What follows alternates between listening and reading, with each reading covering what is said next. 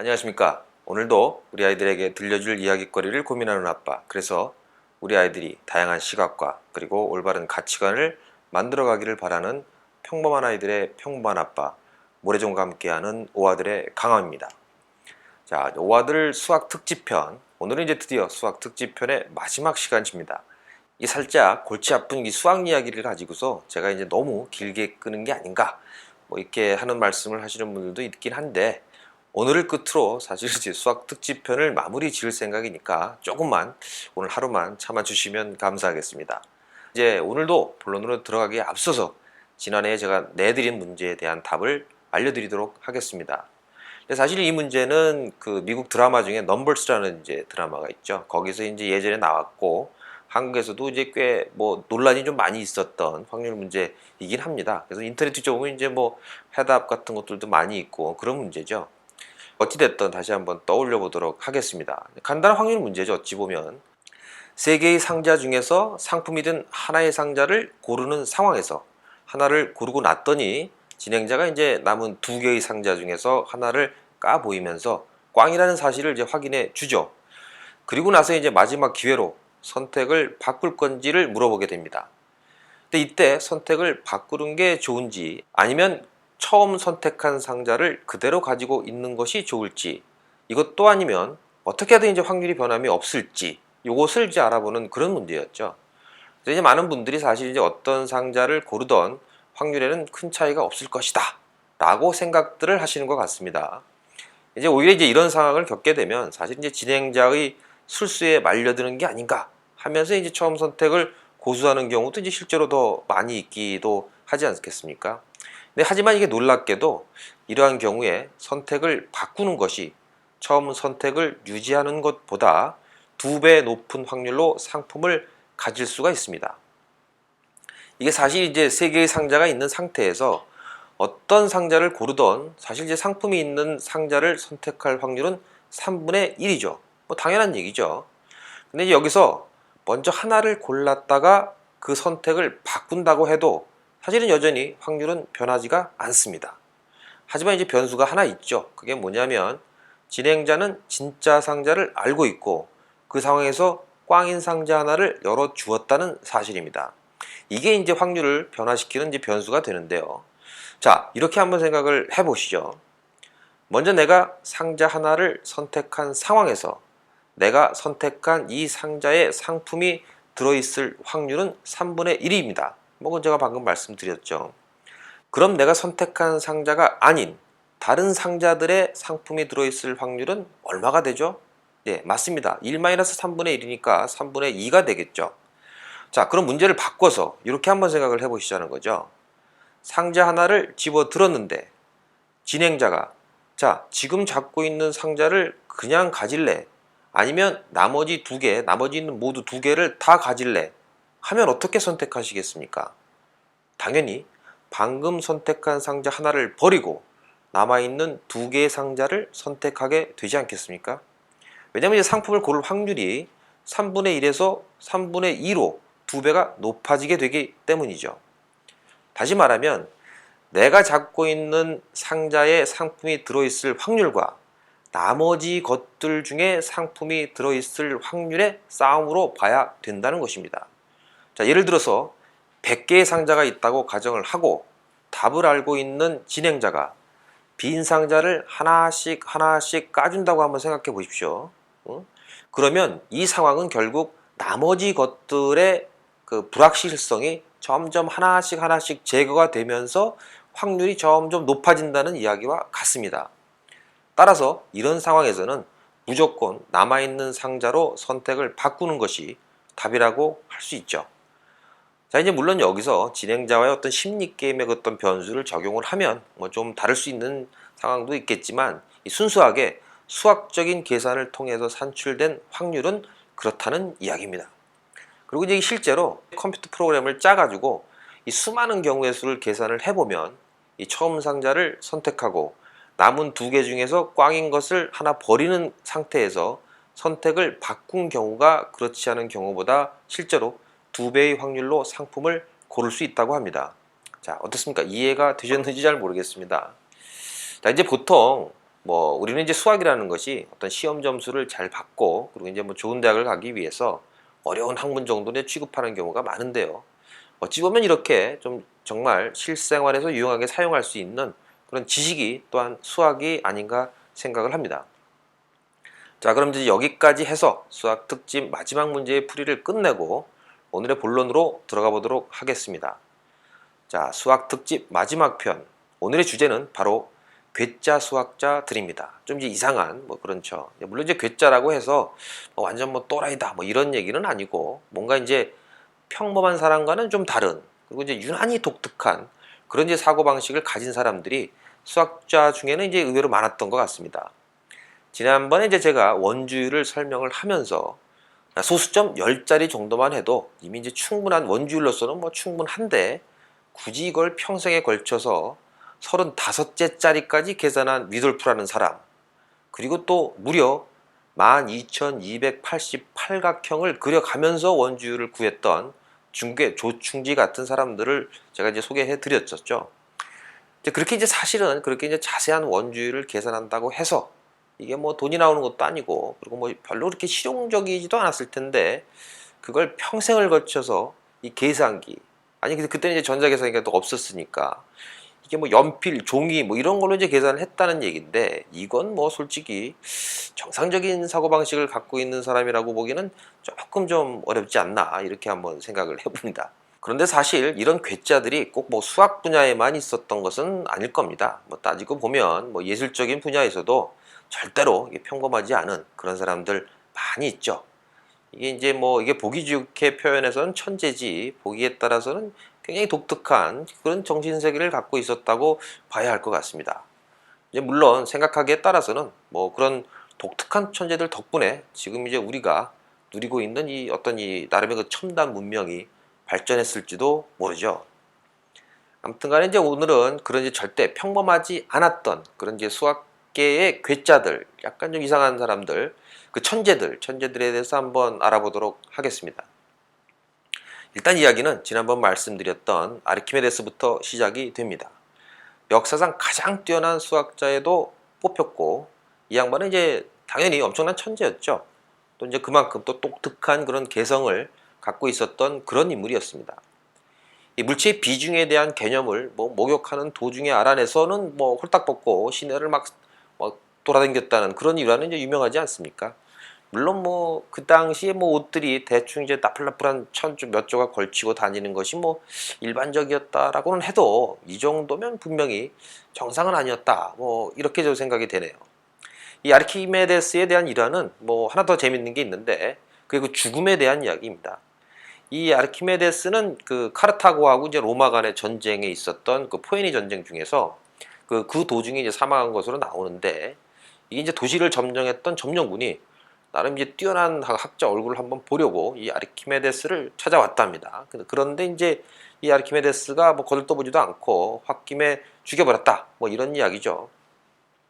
이게 이제 다른 말로는 땅바닥에 열심히 이제 기하학 도형을 그려가지고 그러고 있는데 자기를 찾아온 그 군인이 그래서 그림을 이제 밟으려고 하니까 야야야야 그거 밟으면 안 돼 이러면서 밀치고 뭐 이렇게 개기고 뭐 이러다가 시비가 붙어서 죽었다 뭐 이런 이야기도 사실은 있습니다. 사실 뭐 뭐가 됐던 전쟁 중인데 도시 한복판에서 야 너희들은 싸움 해라 난 뭐 앉아서 그림이나 그리고 공부를 할란다 이랬다는 얘긴데 이것 또한 뭐 정상으로 보기에는 되게 이제 힘든 장면이라고 보여집니다. 이런 아르키메데스처럼 수학에 또 푹 빠진 그 다른 양반들을 한번 이렇게 떠올려 보면 그 에르디시 팔이라는 이제 수학자를 한번 빼놓을 수가 없을 것 같은데요. 이 에르디시 팔은 이제 헝가리 출신의 이제 수학자인데 돌아가신 지 얼마 되지도 않았습니다, 사실. 근데 다시 말하면 거의 이제 최근의 수학자죠. 근데 이 에르디시 팔이라는 헝가리식 이름보다는 사실 이제 폴 에어디시라는 이제 영어식 이름으로 더 많이 알려져 있는 그런 분입니다. 아니 헝가리는 동양처럼 이제 이름 앞에 이제 성을 먼저 말하는데 뭐 어쨌든 뭐 이제 폴이 이름이고 에어디시가 이제 에르디시 뭐 이게 성인 셈이죠. 그래서 어찌됐든 이 폴 에어디시는 이제 역시 3살 때 이미 이제 세 자리수 곱셈을 암산으로 해낼 정도의 그 천재였다고 합니다. 하지만 이제 수학이라는 학문에 이 양반이 이제 완전히 빠져갖고 수학을 공부하기 위해서 결혼도 안 하고 뭐 심지어는 이제 한 장소에 묶여 있어 갖고는 안 된다 이렇게 생각해서 뭐 집도 없었다고 합니다. 이게 뭐 왜 그렇게 생각하셨는지 모르겠는데, 근데 이제 이 에어디씨는 그래서 이제 대학을 졸업한 후에 83살의 나이로 이제 죽을 때까지 평생을 수학 연구만 하면서 이제 살았는데, 이 양반이 이제 하루에 거의 뭐 4, 5시간 정도만 이제 자고 항상 이렇게 수학 문제를 풀었다고 합니다. 그러니까 뭐 식당에 가서 밥을 먹을 때 냅킨에다가 뭐 수학 문제를 쓰는 건 뭐 기본이고, 죽는 그 순간까지 수학 문제 풀이에 매달렸다고 이제 전해집니다.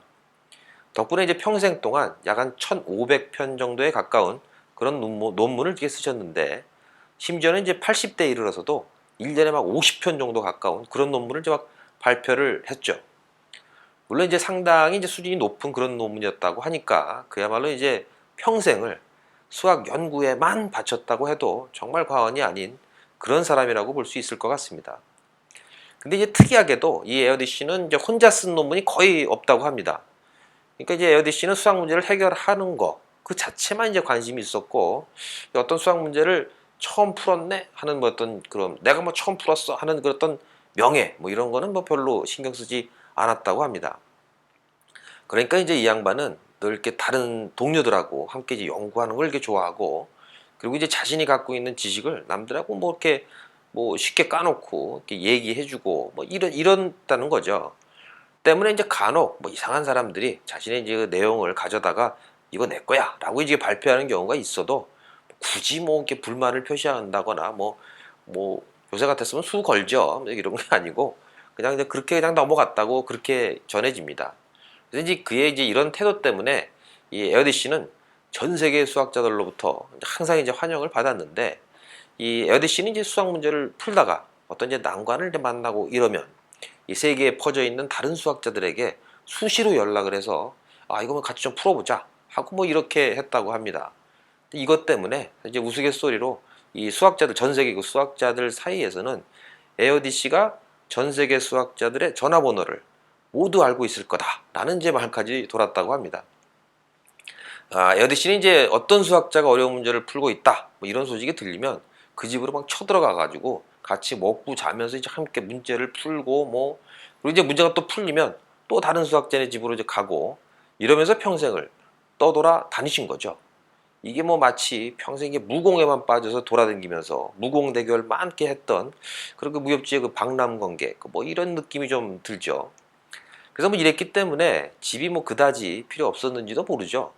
근데 이제 이렇게 왕성한 어떤 열정에 감복한 한 수학자가 이번에 이제 우리 집에 와서 한번 연구하자라고 제안을 했는데 바로 그 다음날 바로 이제 에어디씨가 들이닥쳐서 그야말로 눈 뜨자마자부터 아침부터 밤에 잠 들 때까지 쉬지 않고 문제를 이렇게 들이대는 바람에 아주 학을 뗐다고 하더군요. 그런 일화가 있다고 합니다. 이제 에어디씨는 이 뭐 잠자는 시간이 너무너무 아까워서 각성제를 이제 복용하면서까지 이제 수면 시간을 막 줄였다고 하는데, 나중에는 결국 그 각성제 때문에 이제 거의 중독까지 되었다고 하니까 이 정도면 뭐 좀 아니면 상당히 오버한 셈이라고 봐야 할 것 같습니다. 아무튼간에 이제 이 엄청난 수학 광이었던 것만큼은 틀림없다는 거죠. 그런데 이제 이런 수학 광이었던 폴 에어디씨보다 더 많은 책을 저술한 대단한 수학자가 있었는데 그게 바로 누구냐? 바로 레온하르트 오일러가 이제 그 주인공입니다.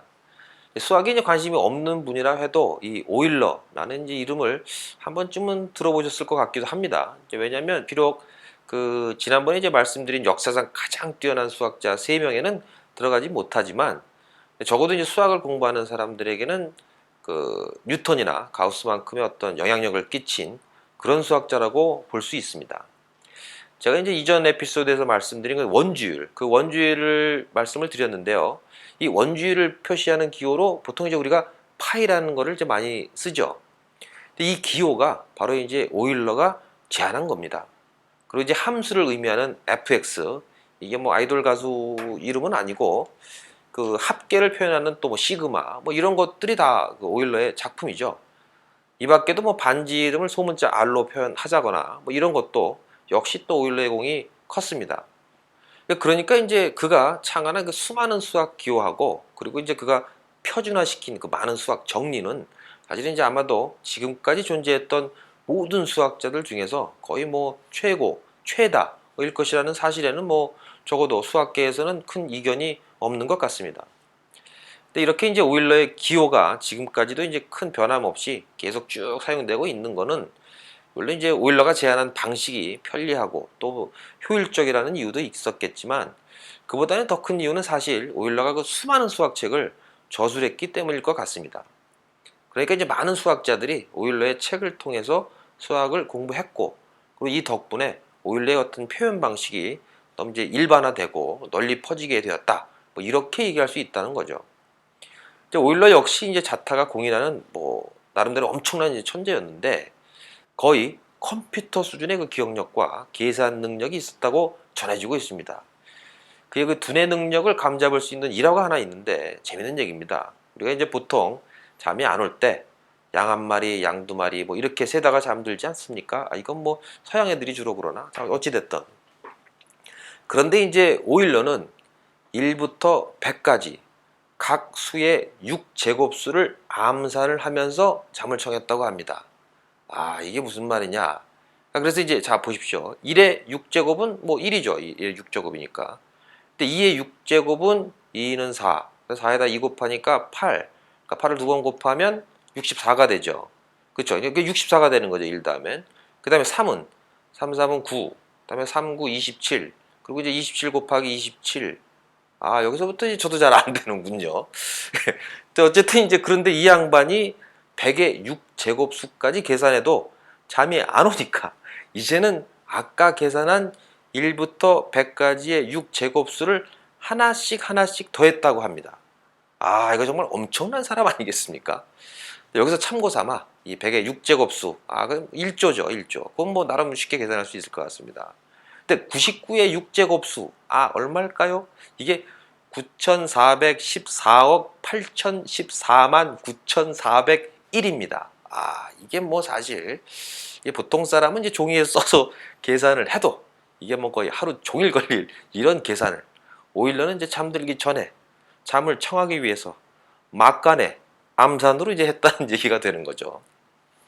오일러 이제 그야말로 이런 엄청난 두뇌 능력은 뭐 여기서 끝이 아닌데 이게 뭐냐면 사실 이제 오일러는 시력이 이제 그다지 좋지 않았습니다. 유난히 이제 약한 눈을 가졌었는데 이 수학 연구를 이제 한답시고 항상 뭐 당연히 이제 무리를 했으니까 뭐 눈이 뭐 견뎌낼 재간이 있었겠습니까?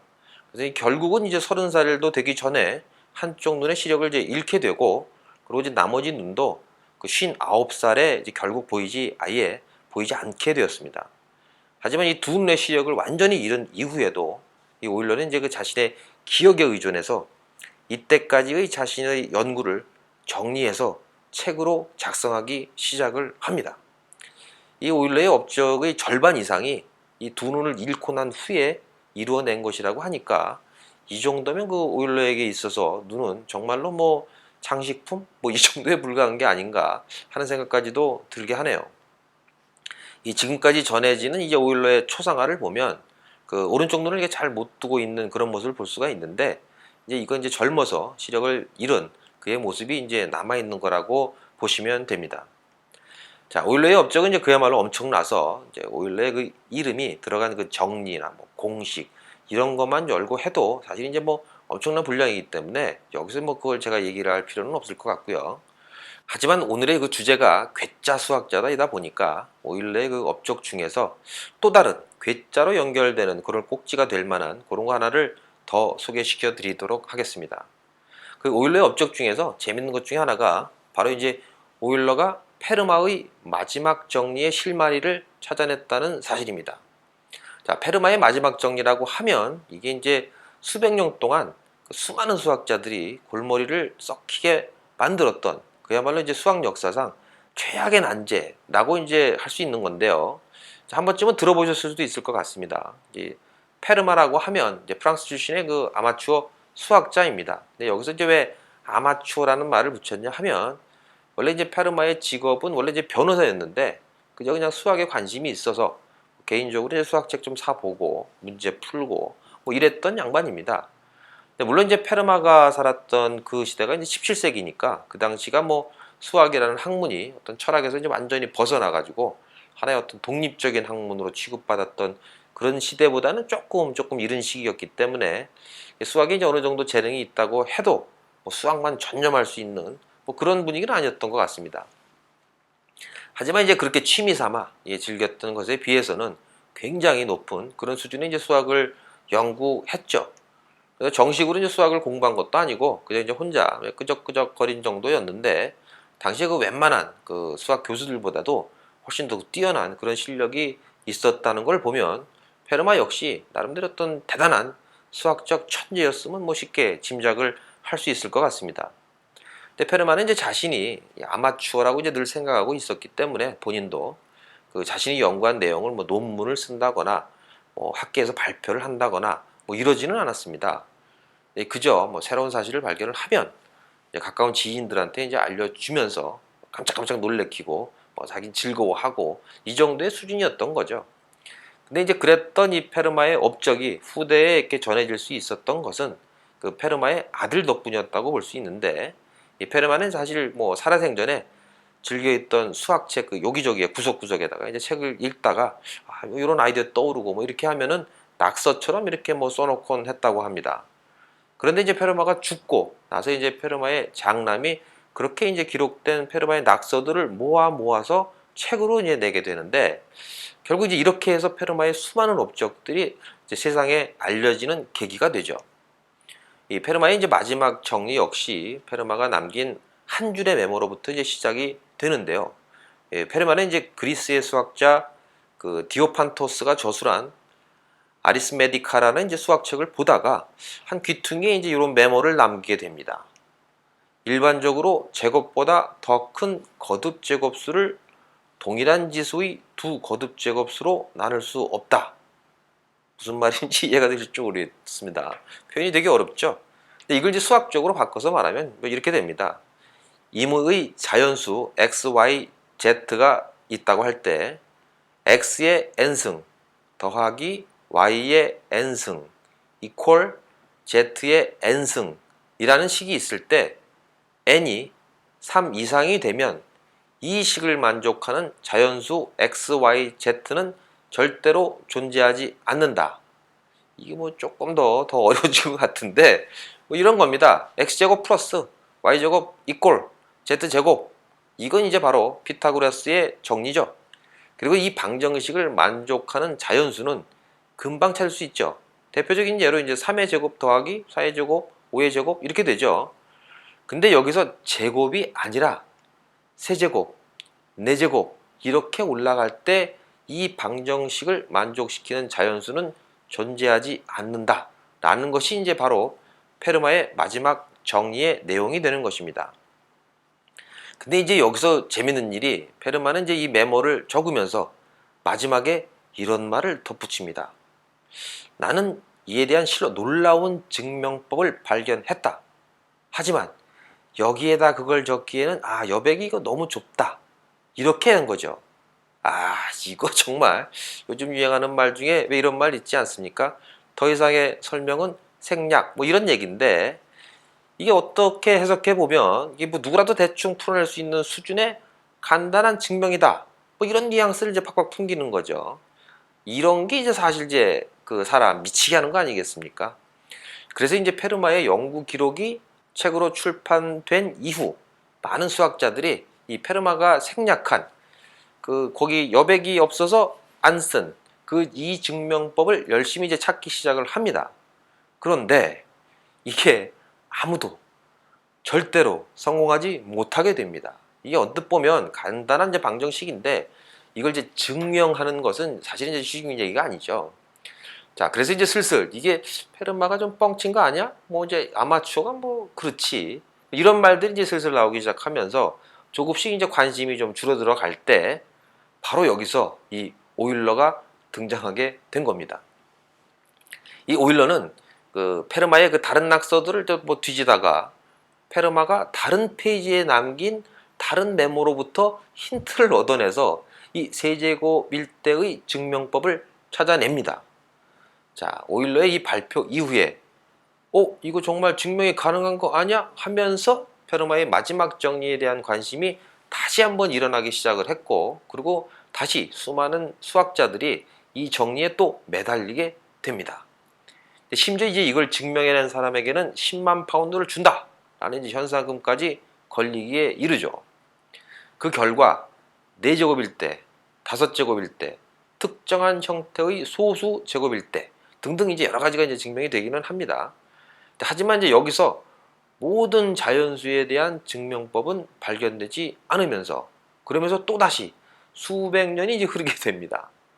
그리고 드디어 최근에 이르러서 정말 드디어 이 그 증명에 성공을 하게 되는데요.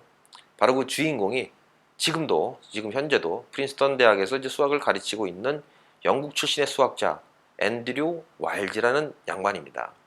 이 앤드류 와일즈는 이 350년 동안 풀리지 않았던 이 페르마의 마지막 정리를 증명함으로써 수학계에서 이제 엄청난 주목을 받게 됩니다. 당연히 조국이었던 이제 영국으로부터도 훈장을 이렇게 빡 받고 폼나게, 그리고 이제 아까 그 현상금 챙기게 되죠. 그런데 사실 이게 엄밀하게 따지면 이 와일즈가 증명한 것은 페르마의 정리가 아니었습니다. 정확히는 타니야마 그리고 이제 시무라라는 일본의 수학자 2명이 주장한 타원 곡선에 대한 추론을 증명한 것입니다. 이 타니야마하고 이 시무라가 주장한 이론, 즉 타니야마, 시무라의 추론은 이제 와일즈 이전까지 이제 증명되지 않았던 타원곡선의 어떤 특별한 성질에 관한 이론이었는데, 이 이론이 이제 수학의 여러 분야의 이론들을 이제 서로 엮어주는 일종의 그 이론들 간의 일종의 브릿지 같은 그런 역할을 했었기 때문에 그 이전에도 이제 만약 타니야마, 시무라의 추론이 맞다면 하는 식으로 이제 쓰여진 가정을 그걸로 뭐 때려버리는 거죠. 하는 식으로 쓰여진 논문들이 상당수가 있었습니다. 그런데 이제 한 수학자가 이 페르마의 정리로부터 타원곡선을 도출을 하면서 만약 타니야마, 시무라의 추론이 맞다면 페르마의 정리로부터는 타원곡선을 도출할 수 없다. 따라서 페르마의 정리에서 말하는 방정식은 존재할 수 없다라는 이제 논문을 발표하게 된 거죠. 근데 사실 원래 이 와일즈의 전공이 바로 이 타원곡선이었습니다. 이제 와일즈는 이제 이 논문으로부터 딱 이제 감을 이제 딱 잡게 되는데, 그럼 이 타니야마 시무라의 추론을 증명할 수 있다 그러면 그럼 페르마의 정리까지 같이 증명할 수 있게 되는 거구나. 이렇게 이제 생각을 하게 된 거죠. 그래서 이제 와일즈는 아무도 모르게 혼자서 이제 이 연구를 시작을 합니다. 혹시나 이제 나중에 하다가 이제 실패했을 때 뭐 덜 쪽팔리려고 했는지 아니면 뭐 상금을 혼자 이제 쫙 챙기려고 그랬는지는 모르지만, 어쨌든 이제 와일즈가 이 연구를 하고 있다는 사실은 뭐 가까운 지인들도 거의 이제 몰랐다고 합니다. 그러다가 이제 딱 하고 증명을 발표한 거죠. 물론 이 와일즈의 증명은 보통 사람이 봐서는 이 증명의 첫 문장조차도 뭐 이건 이해를 떠나서 뭐 제대로 읽을 수조차 없는 아주 고차원적인 그런 수학 이론을 포함하고 있습니다, 사실. 그래서 한번 들어보시겠습니까, 이게? 자, 어떤 타원 곡선이 모듈러 곡선으로 커버될 수 있는 유한계의 정수해를 갖고 있다면 그 타원 곡선은 모듈러성을 갖고 있다고 말할 수 있다. 이건 뭐 사실 제가 말하면서도 뭐 헷갈리는데 사실 뭐 거의 외계어죠. 외국어죠. 근데 이렇게 이제 수학과 박사쯤 되는 사람들이나 겨우 이게 이해할 수 있는 이런 내용으로 한 100장쯤 되는 게 이게 쓴 게 바로 이제 와일즈의 증명입니다. 이걸 처음 와일즈가 발표할 때 칠판에 그야말로 이제 뭐 쉬지 않고 뭐 1시간 내내 계속 써내려갔다고 하니까 뭐 이제 엄청난 거라고 밖에는 뭐 말할 수가 없을 것 같습니다. 하지만 이제 와일즈의 증명은 대부분 이제 현대에 와서 새롭게 발견된 이제 많은 고급 수학 이론들하고 이제 같이 짬뽕을 해가지고 이렇게 만든 거고, 이런 이론들은 사실 따지고 보면 페르마 시대에는 알려지지 않았던 그런 이제 내용들이었으니까 당연히 이제 페르마가 그런 낙서를 남겼을 때를 생각했던 그 증명법은 아무래도 이것보다는 이 100장이 아니라 좀 더 간단한 형태일 것 같습니다. 그래서 이제 지금은 페르마가 아마 사실은 세제곱, 뭐 4제곱일 때 정도까지만 증명하고 나머지 뭐 그냥 대충 모든 자연수 이렇게 뭐 생각하지 않았을까 하는 쪽으로 이제 결론을 내리고 있습니다, 사실은. 아무튼 간에 이제 사실 이게 페르마의 마지막 정리가 증명이 된다고 해서 이게 뭐 사실 엄청난 과학적 사실이 발견된다거나 뭐 이런 건 또 아니죠. 이게 정말로 학문적인 가치 외에는 뭐 아무것도 없는, 뭐 저희 같은 사람들한테 뭐 별로 상관도 없는 그런 내용이죠. 오히려 여백이 좁아 더 이상 증명을 생략한다. 나는 이 말 한마디에 격분해서 이 수백 년 동안 이 증명에 매달렸던 이 수많은 수학자들이 사실은 어떻게 보면 더 대단하지 않을까, 이렇게 한번 생각을 해보네요. 이게 뭐 살짝 골치 아픈 수학 이론 쪽으로 제가 얘기가 흘러버렸는데, 사실 이제 페르마처럼 정식으로 수학 교육을 받지 않고도 뭐 뛰어난 어떤 수학 능력을 발휘했던 사람들은 여럿이 또 있습니다. 조금 오래된 영화인데 그 굿윌 헌팅이라는 영화를 혹시 이제 기억하시는 분이 있을지 모르겠네요. 이게 뭐 모르시는 분은 제목만 보고 뭐 헌팅 뭐 무슨 사냥 이런 영화가 아닌가 하실 수도 있겠는데, 이건 사실 그 윌 헌팅이라는 청년에 대한 영화입니다. 그 맷 데이먼이 이제 윌 헌팅 역할을 맡고, 그리고 이제 로빈 윌리엄스가 거기서 교수로 나왔던 그런 영화죠. 저도 이제 재밌게 봤던 영화 중에 하나인데, 그러니까 뭐 착한 윌 헌팅, 뭐 훌륭한 윌 헌팅, 뭐 이 정도는 이제 해석할 수 있을 것 같습니다. 이 영화에서는 이제 윌 헌팅이 MIT 공대의 청소부로 일을 하면서 그 살고 있었는데, 이제 윌은 이제 한 번도 제대로 된 교육을 받아보지 않은, 그래서 이제 하루하루 뭐 이렇게 아르바이트 하고 그렇게 해서 이제 벌어먹고 사는 청소부였죠. 근데 이제 워낙 머리가 좋아서 이렇게 뭐 아무도 풀지 못하는 문제라고 이제 칠판에 이렇게 써놓고 교수가 써놓고 그냥 퇴근하고 그랬을 때, 그런 걸 이제 어느 날 청소하다가 그걸 보고 그냥 풀어버린다는 뭐 그런 내용입니다. 주연을 맡았던 이제 맷 데이먼이 직접 각본을 썼다고 해서 화제가 되었던 이제 그런 영화죠. 맷 데이먼이 이제 이 사람이 이제 하버드 하다가 중퇴죠. 뭐 이런 사람들이 계속 중퇴를 하는지 모르겠어. 이제 이 사람들이 이제 하버드 중퇴를 했는데, 뭐 사실 이제 그리고 실제로 뭐 이런 그 비와 비슷한 그런 사건이 있었다고 합니다. 그래서 뭐 조지 단직이라는 이제 폴란드 출신의 그 수학자가 바로 이제 그 주인공인데, 이 통계학 쪽에서 아주 유명한 그런 양반입니다. 이 양반이 이제 미국 유학 시절에 그 버클리에서 공부를 했는데, 이 전날 밤에 늦게까지 뭐 달린 건지 어떤 건지 수업에 좀 늦게 들어갔다고 합니다.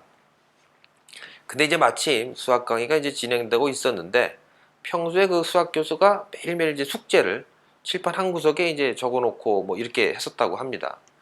그날도 이제 칠판 구석에 두 개의 이제 통계 문제가 적혀 있는 걸 보고 단직은 이제 그걸 숙제라고 생각을 한 거죠. 그래서 노트에 이제 딱 적어가지고 집에 갔다고 합니다.